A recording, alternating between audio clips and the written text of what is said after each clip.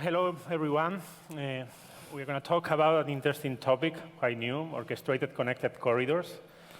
We call internally smart roads. Let me introduce. I'm Dimitris Bontolos, Chief Information and Innovation Officer of Ferrovial, our leading group of infrastructure, construction, airport, and many other things. And I'm super excited to have with me today here an incredible panelist. On the one hand, Alberto Granados, President of Microsoft Spain, and Chris Helen, co-founder and CEO of one Spanish startup, especially focusing network and in 5G. No? And let me start with a journey that gives you a perspective about what happened in the last 100 years. No? 1899, one city in the US, crowded environment where the car was starting to occupy spaces. As you can see, it was very difficult to find how to coexist horses and cars at that moment. It was impossible to organize the traffic. It was very difficult. No?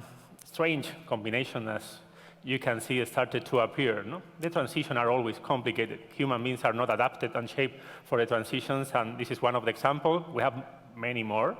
There was an hybridization years later, probably like a funny joke, but just to highlight that during that period of time where the horse was accelerated to be removed from the traffic and from the areas, it was not easy to identify the standard. Even there were IPs or patents that tried to create the final solution, like this car with a replica of a fake horse, trying to circulate simultaneously with the horses in order to avoid to freight them. No? That's luckily evolved. Years later, in particular in US, everybody started to have a dream about the future of the transport, the future of mobility.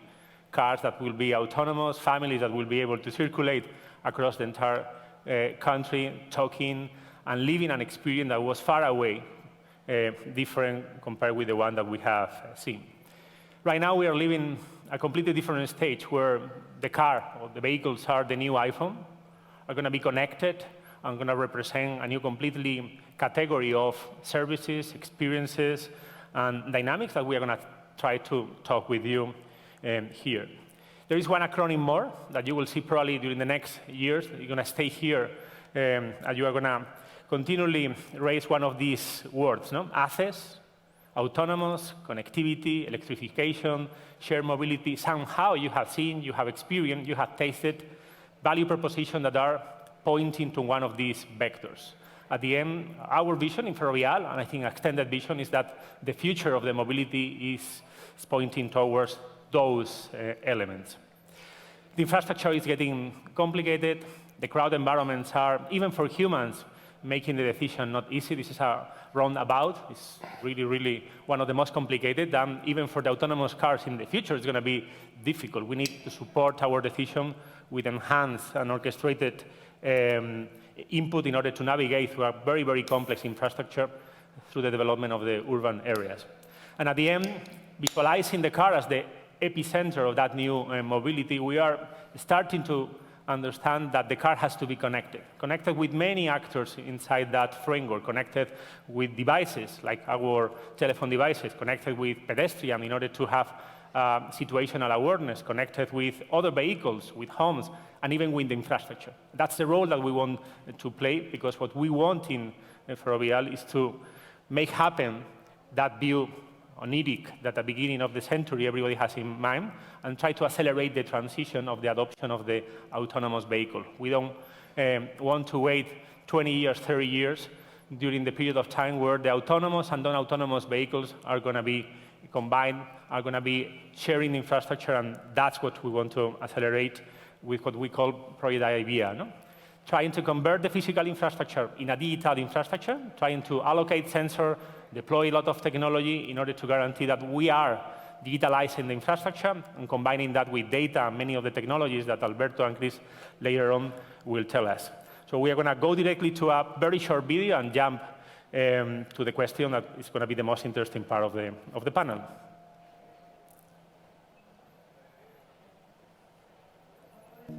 The future of the open road has always been exciting, full of freedom and opportunity. With nearly half of all vehicles expected to have some form of automation by 2030, the integration of smart technology on our roadways will be the key to ensuring traffic safety for all vehicles and increased efficiency on our roads. Some connected solutions focus on dedicated autonomous lanes that could lead to more traffic and less choices for conventional drivers, allowing only connected autonomous vehicles to benefit in the short to mid-term. Cintra's vision for the future is broader and more inclusive. The goal is simple. By accelerating the adoption of technology on our roads, our cities will become smarter, safer, and more efficient for everyone.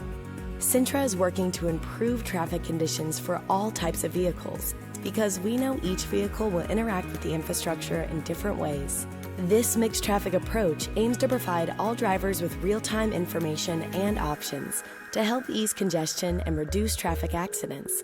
Cintra is at the forefront of developing the smart roads of the future, with a roadmap that will evolve as technologies and automated adoption grows. But how will this happen? By incorporating 3 key elements into our infrastructure: physical elements such as smart sensors, new message boards, and new driver assist road markings.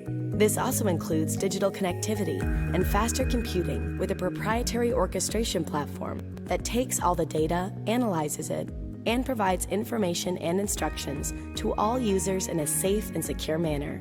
Today, Cintra is leading an ecosystem of partners working together to create scalable, adaptable, and future-proof solutions that will enable a new era of safety and connectivity for all. Join us now to experience the first deployments and full potential of the transportation technology of the future. Cintra, building the world's most advanced roads today. This is our vision, but this is the reality that is happening right now in many of our assets. We are trying to deploy in different horizons technology, meaningful use cases, interaction with partners like the one that we have here today. And one objective that I think it's important, to reduce as much as possible the transition of the autonomous vehicles adoption. Let's start as a warm-up, Alberto and Chris, with the first question. How do you think that is going to be managed, that transition? For how long we are going to be combining the autonomous and non-autonomous vehicles? I think it's going to be a long time. So first answer. And of the first acronym that you put there, the access, the autonomous, the prediction is to have around 15% of the vehicles by 2030. I personally think it's going to be faster than that. Mobility as a service is becoming the new business model for many of the companies. We have been working with OEMs for a long time for computing, in general, with quantum computing to predict all the routing and traffic.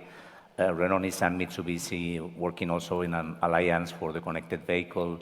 So I think the combination of the OEMs and the initiative that Ferrovial is putting in place is extremely powerful to make it happen. Let's think that almost 90% of the accidents that happen today in the US are human errors. So autonomous vehicle makes total sense because you can predict those kind of incident and accident. A lot of things need to happen, obviously. We need to have the proper regulation, we need to have the proper technology, but as you said at the beginning, I think that all the ingredients are in place. So this is not a science fiction video, it's possible. We can do it today. It's more a matter of connecting, open up the data of the different vehicles, OEMs, providers, and entire ecosystem. Yeah. What's your opinion, Chris, about that? I totally agree. Yeah? This is not science fiction at all. This is already happening. I think we are still in the flat part of the curve, right? Which is, with each exponential technology, I think that as regulatory roadblocks are cleared, as technology converges, because there are different technologies, interacting, we will see an acceleration here. Probably the tipping point, will be around 2030, but then we will, have mixed traffic for many, many years. I agree with that, Alberto. Yeah, I think we are fully aligned. There is a wide consensus in that respect of the market. Then we had another interesting topic, interacting with the OEMs and the car manufacturers. Many of them, at least at this moment, are not visualizing the necessity of be connected with infrastructure. They try to be independent, We are trying to develop as much as possible the autonomy without relying in the infrastructure. Many of the algorithms and many of the companies are trying to be self-sufficient. No? How do you think that the infrastructure is going to be included in the value chain? Chris Perrelli. I think it's very important. It's critical, especially if we want to deploy autonomous driving in high throughput scenarios. Yeah. If you think on a rural area where the car can take all the decisions by themselves because there's no impact on the environment, then that might work. But if we position this in a high throughput highway, then we cannot allow the car to take all the decisions by themselves. We need to have something on top, right? A digital, let's say, brain also orchestrating what is going on. I think this, having more connected infrastructure where more ecosystem partners can interact, it's also very, very important to create more innovation, right, and to move faster, because otherwise it will all be in the hands of the OEMs, and I believe more collaboration needs to happen. Completely agree. I think without a connected vehicle, there is no connected infrastructure. We need to create this digital feedback loop where you are able to share the information to make this possible. So at the end is how do you create a digital metaverse of interaction of OEMs, interaction of roadmaps, providers, tier 1, tier 2, different elements of the loop. Many rocket science, I'm going to share some data. 75% of the executives in the automotive industry thinks that one connected car worth more than 10 non-connected cars. And 80% of them think that the value will be in the data, will not be in the vehicle itself. The device or the vehicle become a commodity. So there is a point where we need to think that we are entering into a new economy, a new business model, completely different, where it's more about ecosystem of services, ecosystem of different providers. We talk about it later. One concept where we have been working from Microsoft is the Microsoft Connected Vehicle Platform. It's an Azure, if you want, standard where you can have around 50 services already predefined, over-the-air connection, telemetrics in the vehicle, different elements that allow you to interact with the vehicle and share the information with others.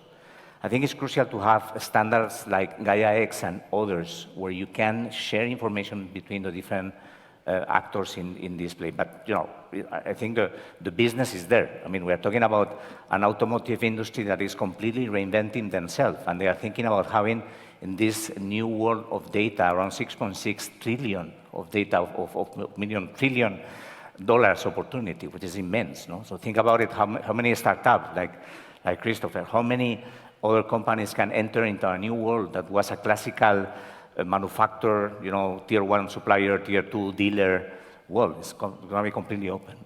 It's amazing. I was reading the other day that the total addressable market in terms of potential revenues of the new infotainment services could represent around 90 billion.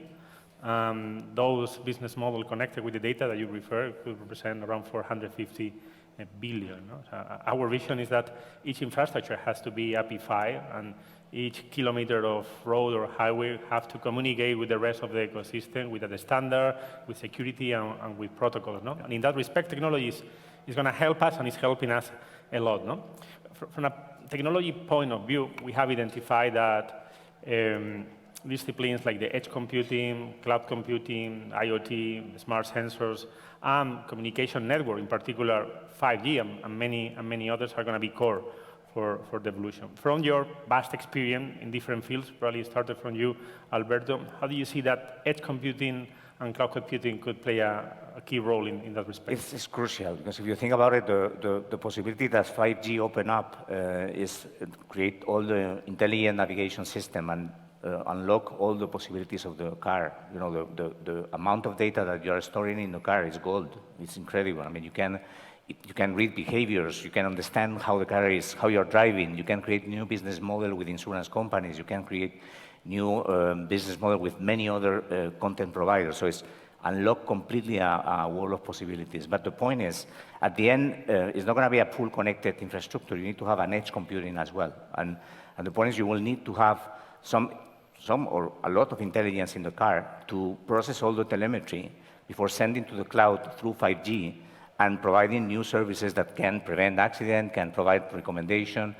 So net, I think, is unlocking a very exciting world. I mean, we are talking about the world of telephony like 20 years ago. We are in the age of this new frontier, a new opportunity.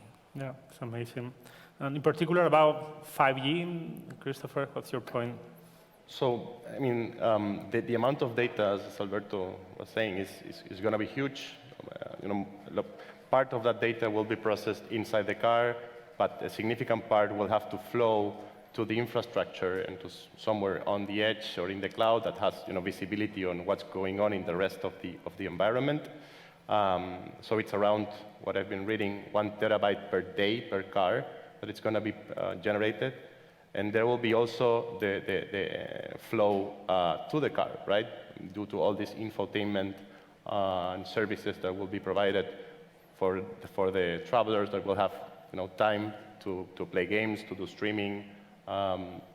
So 5G is going to be critical. It's going to be a key enabler for this vision, I believe, in combination, obviously, with other wireless technologies. So, for example, vehicle to everything, or V2X, is going to be a big thing, and it requires real-time, high reliability, and low latency, right? And these are the characteristics that differentiate 5G or the 5th generation of 3GPP technologies with the previous ones, right? So we're still in the early days of 5G, but it's going to be, I believe, one of the killer applications for 5G. It's going to be the connected car together with the metaverse and with Industry 4.0, but this is going to be a very important vertical for 5G. Yeah. We were talking about smart roads, and we are in a very early stage of this journey. We are starting to test using, in particular, our infrastructure as a test bed. But if we want to scale, we need necessarily to capture systemic commitments, go forward with standards, and keep working in the ecosystem, with partnership and with actors that are really, really committed with that vision, like you guys. How do you envision, how do you work trying to promote and develop that kind of partnership that, in our belief, is so critical for the success of this goal? I think there is a very must-have component in all this new technology and new paradigm is comply with the cybersecurity standards, because as you can imagine, this open a lot of exposure. So we have been working intensively in standards like being member of TISAX, which is the standard for the German automotive VDA. It's the standard of the automotive industry, so all the OEMs need to comply. We are a digital OEM as Microsoft. We comply with this standard, or our cloud is level 3 in Europe that is needed to store all the telemetry of the OEM. So first thing first is have all the technology that will protect against any cybersecurity attack. We are working on new technologies like IoT Edge Defender or IoT Hubs, or different aspects to shield any kind of attack in this area. Now, having said that and having this, which is a must-have, then the next half is how do you create the ecosystem? How you partner with the different OEMs actively in co-innovation? Because it's not going to be only a Ferrovial, the Neuron, and Microsoft agreements. Need to be all the entire industry collaborating between them and unlocking the information, because in some cases, this information is non-standard right now. So many of the suppliers are trying, 4 OEMs or many others, Renault, Nissan, Mitsubishi, or we are working actively with Volkswagen or BMW in different cloud, different areas, but we are working to standardize with OpenAI, with different open source, Gaia X, as I mentioned before, to be sure there is a collaboration and there is a co-innovation in this industry. I think the momentum we have around digital twins, all the technology that is real right now and we can use right now on creating a metaverse of digital chassis, if you want, of the car. So representing the car in the cloud and having the possibility of creating simulation models, creating what-if scenarios, applying AI real time, is something that will drive this innovation to make this real. Yeah, that's incredible. No, I agree with that as well. I think interoperability, it's going to be very challenging and it's going to be very critical. So imagine you're driving your car in one ferrovial highway, connected highway, but then you move to another one, right? Systems at some point in the cloud they need to talk to each other because we cannot put any life at risk, right? So there's a long way to go there, but I think that's going to be key to make this scalable on a nationwide level. We'll still see over the next decade, I believe, sandboxes of innovation, right? We will see one highway here or one section of one highway or one neighborhood, which will allow this new ecosystem partner to start to collaborate and to create these standards, right? But this is, for me, it's one of the key challenges together with the fact that there's a new digital infrastructure layer that needs to be built, right? So that's not only technology challenge, that's also a regulatory challenge. Countries, governments, they need to open up their infrastructure to make it, easy and possible to deploy all these sensors, all these edge nodes, to be able to deploy this new infrastructure. It's a huge change, which will drive a lot of investment, right?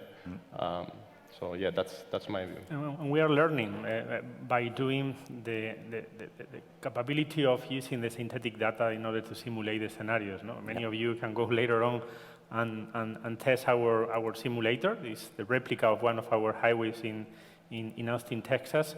And you can start realizing that the immersive VR, XR technology that are right now almost a commodity led you to start thinking in new degrees of freedom that were not considered in the previous value chain, and start positioning towards a more efficient type of operation and maintenance, or how to address sustainability issues, not having the necessity to deploy physical assets, simulating in that synthetic environment, and that's incredible. No? This kind of project, like always, require a lot of amazing team, open mind and collaboration, but also time and investment. No? And one of the dilemmas is who and how is going to be paid this, and which kind of value levers are going to be able to identify and test in order to make economically profitable this revolution. No? And ideas in Spain or in Europe, we have a tremendous opportunity with the Next Gen Recovery Fund, just as a catalyzer of all those ideas in our national network. We have potentially the social impact from the safety and sustainability. How do you personally identify the economic drivers, or which is your opinion about what is the value connected with these initiatives? Well, I think the economy of data is going to be amazing. So that will create a lot of traction. I think we need to have two main ingredients here. One is this kind of partnership. So having key players in the industry, like Ferrovial, driving this kind of initiative, similar to other OEMs where we have been partnering, and it's real now. I mean, Renault, Nissan, Mitsubishi has more than 400,000 cars connected to Azure right now in the street. So it's real, it's not science fiction. Or BMW, or Volkswagen, or Ford, or many others, we are working together to drive this digitalization of the new connected car or the digital chassis. So one thing is partnership with key players in industry. It's the only way to drive then startup playing there, so disrupting their own business model. So you think about it, the OEMs are disrupting their business model completely. They are thinking, hey, let's reinvent completely that. So we create an economy of data, and we become more a software company, a digital company, and that's their aspiration. In that sense, we don't compete with them. So we have the benefit of approaching them saying we're a platform. We don't want to create a Microsoft connected car. We don't have any interest. We want to create a platform that you can use as a standard. The second is public sector. I think it's crucial to have an approach with the smart cities. And we have the next November, the Smart City Expo in Barcelona, where many of the cities are thinking about it. Think that average, we spend 106 hours per year in the car. So how many of you, when you came here today, you found a traffic jam? I was really upset, thinking, "Come, man, we came back after pre-COVID. I thought, okay, we're going to learn that maybe this is good to sustain the ecosystem and the Earth in general. We came back to make the same mistake, right? So many of the cities are thinking, how do we create smart mobility? How do we create and incentivize this kind of partnership for smart mobility and digital cities where you can choose different models of multimodal riding, share riding, or hail riding, or many other combination, robo-taxis, or other things that will come. So those two ingredients, I think, are key. Third one, quick one, sustainability. I think that the possibilities of 5G in less emissions, the possibility of driving those kind of economic models where you don't use the car all the time. I don't have a car. I came to Spain 2 years ago. After 12 years outside, I decided I don't want to have a car. And that's a principle. So I think it's not necessary. I mean, you can live without it. You can just share when you need, and you can. So that's, I think, the two main ingredients. Dimitri. We have a couple of minutes. Let's finish, Chris, and I would like to throw you like a wrap-up question to end it up. No, I think definitely. I mean, there needs to be a catalyzer. The change is profound, and this is sort of a chicken and egg problem in the end, right? I mean, we need to our cities and governments, they need to be convinced about the productivity improvements that they will experience if they invest early on this, and the improvement in quality of life of their citizens. So I don't think the business case is yet clear to many of them. But if they deploy, start deploying this at a city level, I think the private component can be moved much faster later on. So this is what I believe should start to happen. Maybe next generation EU, it's going to help to that. But yeah. Yeah.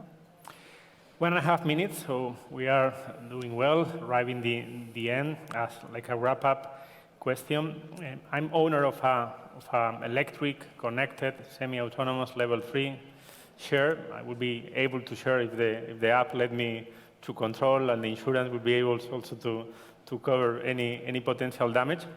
And thinking in the future of a completely autonomous, I would love to, for example, be able to sleep.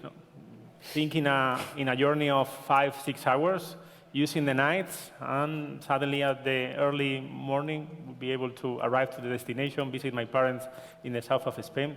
Which kind of crazy ideas you would like to execute if you will not have the necessity to steer the car? I'm a comic fan, I have to confess, and I have like 4 books pending to read, graphic novels. I never have time. So every time I have time, I end up having a call. So that's my dream, We have a lot of time. Read those books. Okay.